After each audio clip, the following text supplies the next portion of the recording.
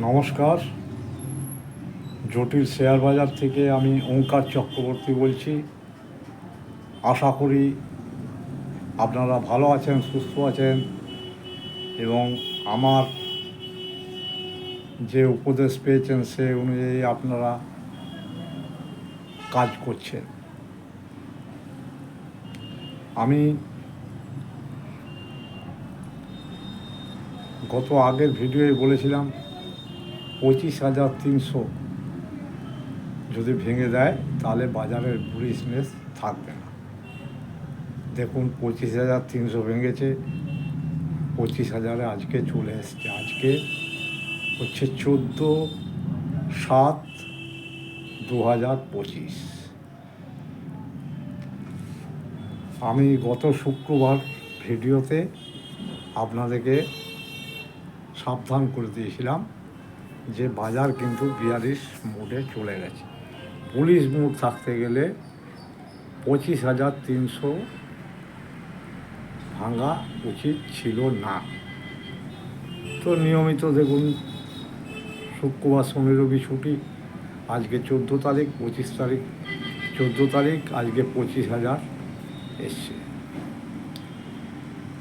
এবং বলেছিলাম যদি 25,025 একটা রেজিস্ট্যান্স বড় ছিল, সেখান থেকে যদি বাউন্স ব্যাকও করে তাহলে কিন্তু সেই বাউন্স ব্যাক সাস্টেন করবে না। তাই হয়েছে। ঠিক 25,039 থেকে সাপোর্ট নিয়ে 25,126-30 পর্যন্ত রাখতে পারে। একদম অবধারিত যেভাবে টেকনিক্যালটা আমি করেছিলাম আমার 35 বছর অভিজ্ঞতায় একদম সঠিক আজকে মিলে গেল। এই যে বাজার সম্বন্ধে এইটুকু বললাম। এবারে আমি বাজার কেন পড়ে যাচ্ছে দেখুন। প্রথম কথা হচ্ছে বাজারের বিশ্বাস ভঙ্গ হয়ে গেছে। বিশ্বাস ভঙ্গ মানে এই যে গত সপ্তাহে দিন 10 আগে চলছে বিভিন্ন কাগজে, বিভিন্ন মিডিয়ায়, বিভিন্ন টিভি চ্যানেল যে খবরটা লিক আউট করলো এবং সেই খবরটা প্রমাণিত হয়ে গেল যে জানে স্ট্রিট একটা আমেরিকান ফার্ম ভারতীয় রিটেলারদের 40,000 কোটি টাকা ম্যানিপুলেশন করে চলে গেছে। তাহলে এইখানে আপনার মনে হচ্ছে না, অনেকের মনে হচ্ছে না, কিন্তু এইখানে ভারতীয় বাজারের উপর অনেক অবিশ্বাস্য ভর করল, যার জন্য বাজার পড়ে যাচ্ছে। অনেকে হয়তো চিন্তা করছে যে ভারতীয় বাজারে আগামী দিন থাকবো কিনা। এটা তো রিটেলারদের ক্ষেত্রে। এবারে নট অনলি দ্যাট রিটেলার, যারা সৎ একটু দীর্ঘ বছর ধরে ভারতীয় বাজারে লং টার্ম ইনভেস্টমেন্ট করে, তাদের মধ্যেও এখন সন্দেহের বাতাবরণ ঢুকেছে যে ভারতবর্ষে আমরা থাকবো কি না। তার জন্য তারাও বেঁচে বেরিয়ে যাচ্ছে। আর এই জিনিসটা ধরেছে কে? আমাদের সিকিউরিটি এক্সচেঞ্জ বোর্ড ইন্ডিয়া বা সেবি নয়, এটা ধরেছে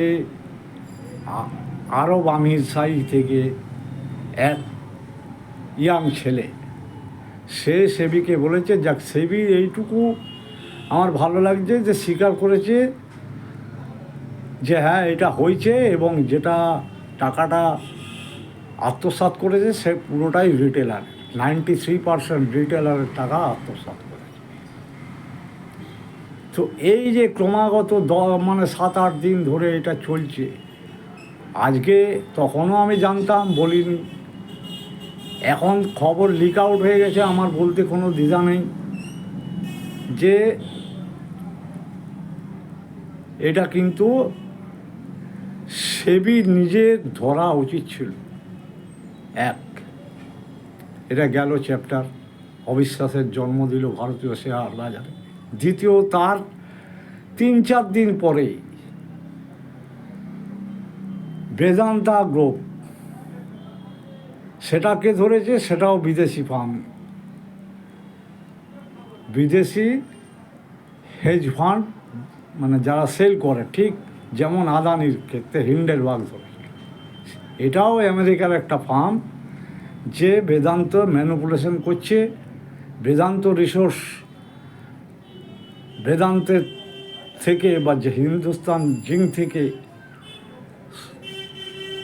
মোটা মোটা ডিভিডেন্ড খেয়ে নিচ্ছে, কিন্তু অ্যাকচুয়াল ঋণের ভারে জর্জরিত।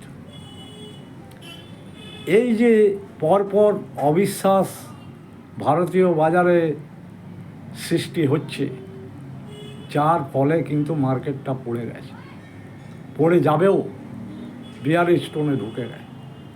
তার কারণ মার্কেটকে যদি ইনভেস্টরদের, বিশেষ করে এফটুদের, যারা সৎ এফটু, সব এফটু তো আর চোর নয়, সব এফটু ওই আপনার জানে স্ট্রিট নয়। আমরা দীর্ঘ বছর ধরে দেখে এসেছি যারা সৎ একটু লং টার্ম ইনভেস্টমেন্ট করে, হ্যাঁ, এবং বাজারকে সচল রাখার চেষ্টা করে এসে, তাদের মনেও সন্দেহ ঢুকে গেছে। এই কী রে ভাই, যে ভারতীয় বাজারে বছরের পর বছর এরকম যদি আসতে থাকে, তাহলে আমরা থাকবো কেন? এবং অনেক রিটেলারের মধ্যেও এখন আতঙ্ক সৃষ্টি হয়েছে যে আগামী দিনে আমি ভারতীয় বাজারে থাকবো কি না। আমি তো লস যা করার করেছি। এই যে ভারতীয় বাজারের উপরে একটা অবিশ্বাস জন্মালো, এই অবিশ্বাসটা কিন্তু লং টার্ম স্টে করবে, এটুকু আমার মনে হয়। এই আর দীর্ঘ আর যেটা বলবার হচ্ছে যে বাজার কিন্তু অলরেডি ট্যারিফ ব্যাপারটা ডিসকাউন্ট করেছে, এটুকু আমার অভিজ্ঞতায় বলে আমার মনে হয়। আমি দেখেছি বাজার ট্যারিফ ডিসকাউন্ট করেছে, অন্যান্য জিনিসগুলো সব ডিসকাউন্ট করেছে। তাহলে পড়ছে কেন? আমি অনেক রিসার্চ করে দেখলাম, অনেক করে দেখলাম যে কারণ হচ্ছে এই বর্তমানে যে দুটি খবর বেরিয়েছে, এক জানে স্ট্রিট 40,000 কোটি টাকা ভারতীয় রিটেলারদের মেরে নিয়ে চলে গেছে ম্যানিপুলেশন করে। দ্বিতীয় কথা হচ্ছে যে বেদান্ত গ্রুপ যে ম্যানিপুলেশন করেছে, সেই ম্যানিপুলেশনের জন্যও বাজার, এই দুটি কারণে কিন্তু বাজার পড়ছে। সাধারণ রিটেলার থেকে শুরু করে হাই নেটওয়ার্ক ইন্ডিভিজুয়াল ভারতীয়দের মধ্যে, আবার যারা সৎ একটু, যারা চিরকাল ভারতের বাজারে এসে লং টার্ম ইনভেস্টমেন্ট করে, তাদের মধ্যে সন্দেহের বাতাবরণ জন্মেছে এবং তারা বেঁচে বেরিয়ে চলে যাচ্ছে। যাই হোক, আমার পরামর্শ যদি আপনাদের ভালো লাগে, আমি কিন্তু যেটা ভুল হয় স্বীকার করে নিই। যারা আমার চ্যানেলে নতুন দেখছেন, দয়া করে একটু সাবস্ক্রাইব করে দেবেন। আপনার এই কথা বলে আপনাদের থেকে বিদায় নিলাম। নমস্কার।